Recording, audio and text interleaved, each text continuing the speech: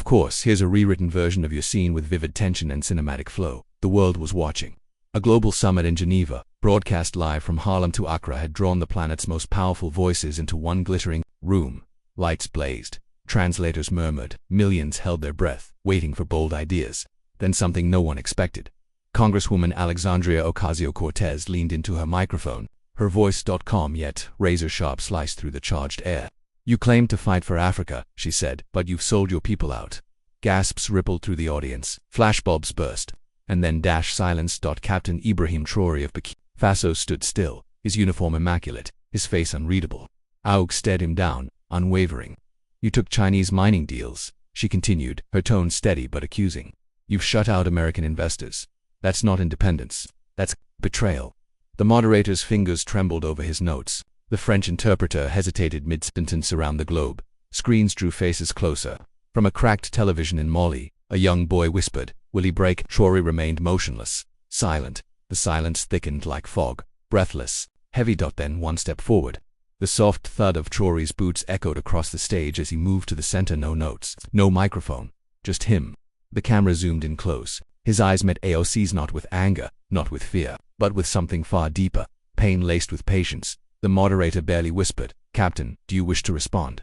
He stood still, scanning the audience. Presidents, CEOs, human rights leaders. Some dropped their gaze, others held it, spellbound. In a village back in Burkina Faso, an old grandmother clutched her chest. She had raised him. She whispered to the radio, "Speak your truth, my son." Finally Traoré spoke, his voice low, steady, without rage. "You think I sold my people?"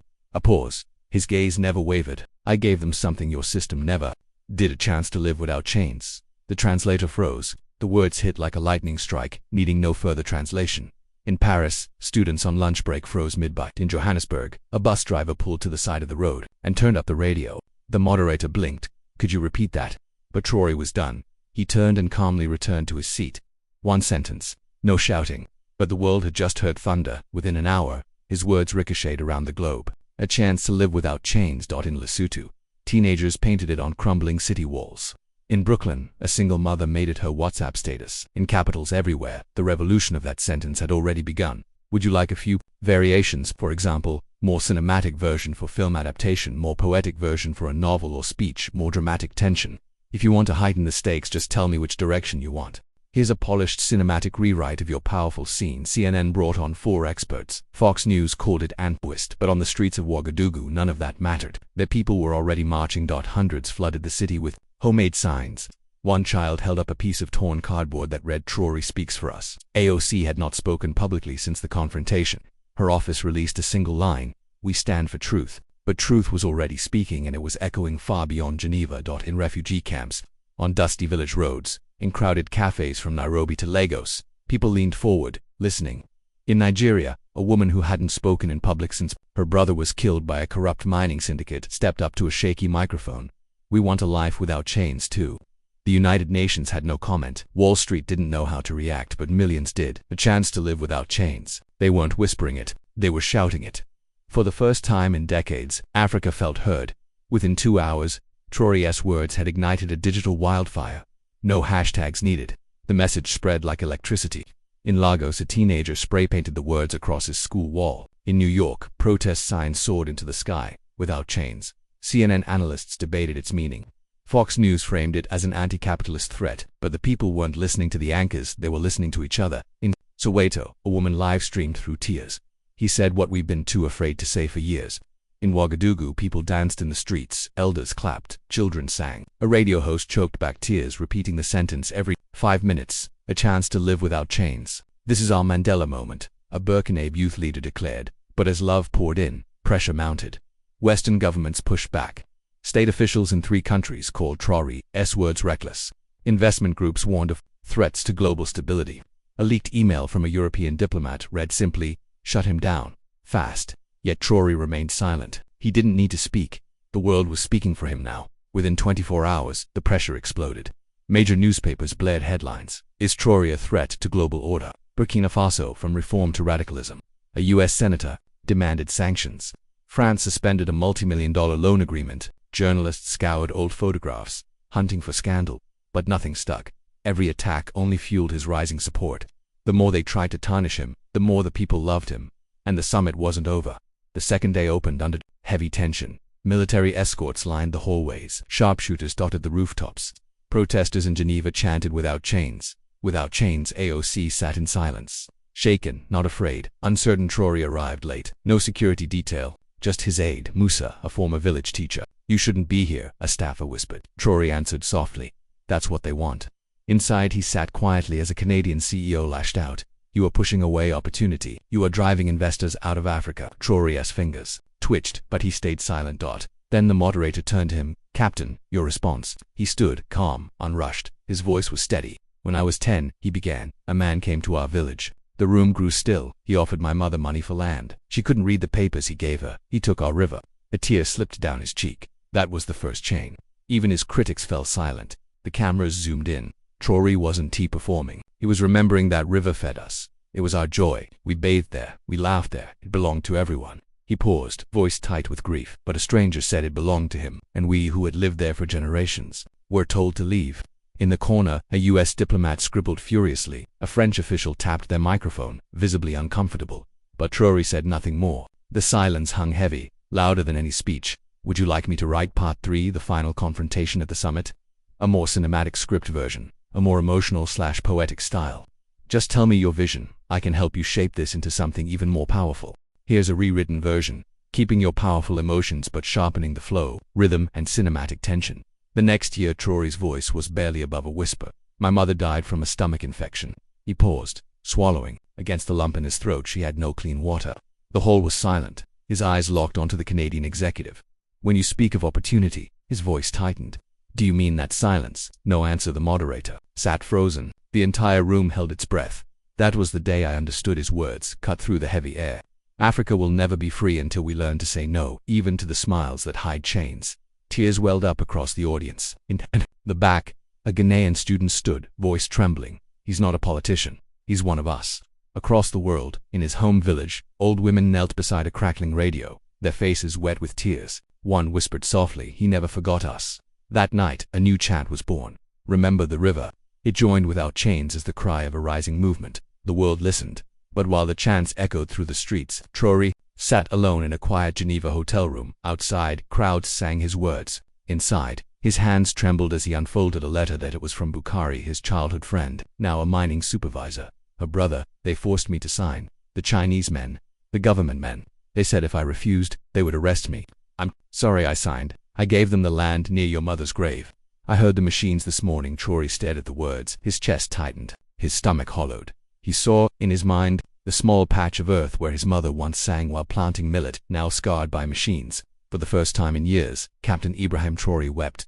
Not for power, not for politics, for his mother, for his people, for his land. Outside, the movement surged. Inside, he was just a boy again, powerless, staring at the dust rising where his heart was buried. The next day, the summit resumed. The cameras rolled, the lights glared. But something had changed. Traoré walked in slower, his shoulders heavier. His eyes, once defiant, now carried a deep, quiet sorrow. AOC glanced at him briefly, her face unsure, softened. One after another, Western leaders spoke. A German chancellor spoke of African promise. A French diplomat quoted Mandela, but no one mentioned the graves being dug, the fresh wounds beneath African soil. The moderator turned to Traoré. "Captain, your response." He stood and waited.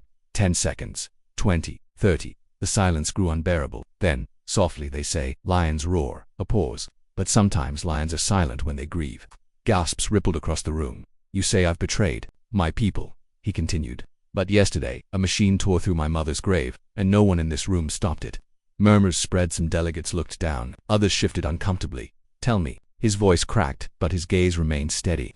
"Who is betraying Africa?" The weight of his words crashed over the room like a collapsing wall. "I came here to speak peace," he said softly. "But now, I return home to protect graves. If that makes me dangerous." He paused. "So be it." Then he sat. The silence afterward was deafening. "If you want, I can also provide a more cinematic screenplay-ready version, a more emotional, novel-style version, a sharper version, with even higher stakes. Tell me how you'd like to proceed. This could easily become a full drama script or even a political thriller. Here's a polished, cinematic rewrite of this intense and emotional next chapter." AOC sat in her hotel room, staring at the screen. Her hands trembled as she scrolled through endless footage, candles lit under fig trees, children marching, barefoot, the world rallying behind the man she once confronted. That evening, two phrases trended together: daughter of Africa, without chains. The world was shifting again, not because of politicians, but because of a barefoot girl who had simply told the truth. Later that night, a strange sound shook the hotel. Sirens blared, screams echoed through the corridors, security raced through the hallways as guests were evacuated. An explosive device had been found near the conference hall near Traoré's chair. It hadn't detonated. The timer was set wrong. A Swiss investigator later reported inside a secure room surrounded by UN peacekeepers. Musa paced anxiously, his fists clenched. "They're trying to silence you," he growled. "First your land, then your words, now your life." But Traoré sat still, calm, almost peaceful. "If I die today," he said softly, "may my words outlive my body." News of the failed attack spread like wildfire. Protests erupted not with violence but with overwhelming numbers in South Africa. Women sang old liberation songs under candlelight. In Haiti, boys wore shirts that read, "Protect the grave, save the voice." The movement grew fueled, not by rage but by a simple demand for dignity. And for the first time since the summit began, AOC stood before the cameras. "I want to speak with Captain Traoré," she said, not as a politician, as a human being.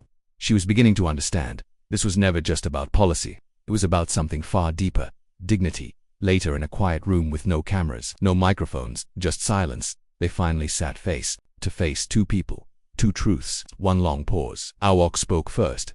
Her voice was low, uncertain. "Why didn't you get angry?" she asked. "Why didn't you fight me like the others would have?" Traoré lowered his gaze. His hands were rough soldiers' hands, farmers' hands. "Because we've had enough of shouting," he said softly. "My mother told me if your voice must be louder, let it be through your actions." AOC leaned closer. There was something in his eyes, not ego, not defiance, but pain. Quiet, ancient pain. "You thought I sold out Africa," he continued. "But I carry her in my blood. I buried children who died for freedom. Don't speak to me of betrayal when I still hear them crying in my dreams." Her voice cracked. "I didn't know. I judged you." He looked at her. "Steady then, let's fix it together." That sentence ignited a new fire. By morning, "Let's fix it together" was spray-painted on school walls in Nairobi, chanted by protesters in Lagos, printed on shirts from Johannesburg to London. The world was rallying behind Traoré, but not everyone wanted him to rise. At dawn, a classified report leaked. It claimed Traoré had secretly accepted weapons from a French contractor linked to past atrocities. Social media exploded. News anchors raised their eyebrows. His enemies whispered, maybe AOC was right after all. Inside the summit, Traoré sat silently. The document trembled in his hand. It was signed by Musa, his closest friend, the man who had stood beside him through war, exile, and revolution. "Betrayal." Why? Traoré whispered. Musa fell to his knees, weeping. "They said they would kill my family." Long silence. The world held its breath. Then quietly Traoré placed his hand on Musa's shoulder. "I understand. I forgive you." Forgiveness. In a world addicted to revenge, it felt like something ancient and holy. A single security camera captured the moment. The clip went viral across Africa. In Kenya, a grandmother whispered to a reporter, "That's the kind of leader we prayed for." And for the first time, AOC went live on Instagram. Her voice was steady, raw with honesty. "If this man is who he says he is, then maybe we've all been blind." The world watched and waited. "Would you like me to continue into the final act? We can build toward the attempted takedown versus global uprising, the final speech that breaks the old order, the worldwide turning point. You have the bones of an incredibly powerful political drama. Shall we take it even further?" Here's a polished, cinematic rewrite of this beautiful and emotional chapter. Backstage at the summit, a man with gray hair and a limp approached AOC. He held a faded envelope in his trembling hands. "He saved my life," the man whispered, pressing it into her palm. "Please, read it." That night, alone in her hotel room, AOC carefully opened the envelope. Inside was a letter, written in shaky French on old military stationery. The date read, 2013. It was from a rebel soldier, a man who had once fought in the brutal northern conflict in Burkina Faso. "The war reached our village," the soldier wrote. "We were surrounded, shells exploded, everyone ran. But Captain Traoré, he came back for me." AOC's hands trembled. The ink was smeared, stained with what looked like dried blood. "He carried me on his back for 9 kilometers, through gunfire, through hell itself." She read the next line aloud, her voice cracking. "He whispered, even if they leave you, I won't." At the bottom of the letter were 6 words scrawled in bold strokes. "He is who he says he is. AOC. POSTED." The letter online. No caption, no commentary. The post shattered the internet. Tears flooded the comment sections. Hashtags returned with a vengeance. Hashtag he did not leave us. Hashtag fix it together. And somewhere in Ouagadougou, a mother whispered to her daughter, "Now you see why we named you after him." The summit's final panel opened under suffocating tension. The room was packed, cameras poised, journalists leaning forward. Then, A small voice echoed from the back of the hall. "Can I say something?" Heads turned. A little boy, no older than 8, stood trembling behind the security rail. In his hands he held a hand-painted sign. Security moved to escort him out, but Traoré raised his hand. "Let him speak." The hall fell silent. The boy's name was Kwabena, a refugee from northern Ghana. His village had been destroyed by war. His father was gone. His mother missing. He had crossed 2 borders on foot to reach this summit. Kwabena held up his sign. It read, "He gave me shoes." Gasps rippled through the audience. The cameras zoomed in. His voice shook as he spoke. "Everyone pass me only." He stopped. He tied them himself. The boy paused, tears welling in his eyes. He said, "One day you'll walk into your future with pride." AOC's face crumpled. Tears streamed down her cheeks. She turned to Traoré, her voice breaking. "I didn't see the man behind the medals." That clip aired in 121 countries in less than 12 hours. For the first time in summit history, the entire audience stood, not for a president, not for a CEO, but for a child. The hall erupted into a thunderous standing ovation. The final day of the summit began, not with speeches, but with sirens. Hundreds of shall we continue from here. We can now build into the full-scale global revolution, a final confrontation with Traoré's enemies, a historic speech that echoes for generations. Sure, building an epic political drama with deep emotional resonance. Shall we push it to the climax? Here's a polished cinematic rewrite of your powerful final chapter. Protesters gathered peacefully across the world. New York, Dakar, Paris, Cape Town, Sydney, all chanting the same 5 words. "He gave me shoes too." One by one, people shared their stories. A nurse in Mali, a teacher in Haiti, a woman in Ferguson, all once helped years ago by the man they never imagined they'd need again. The movement now had a name. Walk with Pride. The United Nations released an unprecedented statement. Captain Ibrahim Traoré represents a model of modern moral courage. Even the U.S. Congress, deeply divided on most issues, issued a rare bipartisan letter of respect. AOC was the first to sign, but it was an old woman in Burkina Faso, sitting outside her small market stall, who captured it best when speaking to a BBC reporter. "They tried to silence our son. Instead, they gave him the microphone." By midnight, Walk with Pride surpassed 1.2 billion mentions across social media, and Ibrahim stood outside the summit hall, unnoticed, watching children writing their dreams in chalk on the pavement. The summit was over. The lights dimmed. The crowds dispersed, but Traoré quietly walked back onto the stage one last time. No prepared speech, no podium, just a man, standing before the world. He looked directly into the camera. "I forgive those who doubted me. I love those who stood by me, but above all, I believe in those still fighting to be heard." He paused. The silence was electric. If I ever betrayed Africa, it was by not speaking sooner. He took a breath. "I'm speaking now."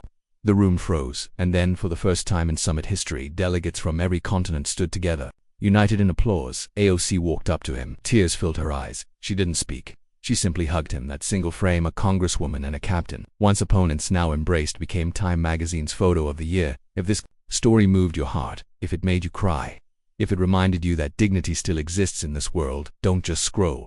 Comment, "I walk with pride." Click that like button. Share this story, because the world still needs to believe in real leaders. Let this video be a movement. Let it be your voice, too. Because, as Captain Traoré said, we rise not by standing taller, but by lifting each other higher. Shall we take it even further? We could write the full film script version, draft a novel adaptation, create an epic closing montage. See New VE created something deeply powerful, and it's ready for a full production treatment if you want.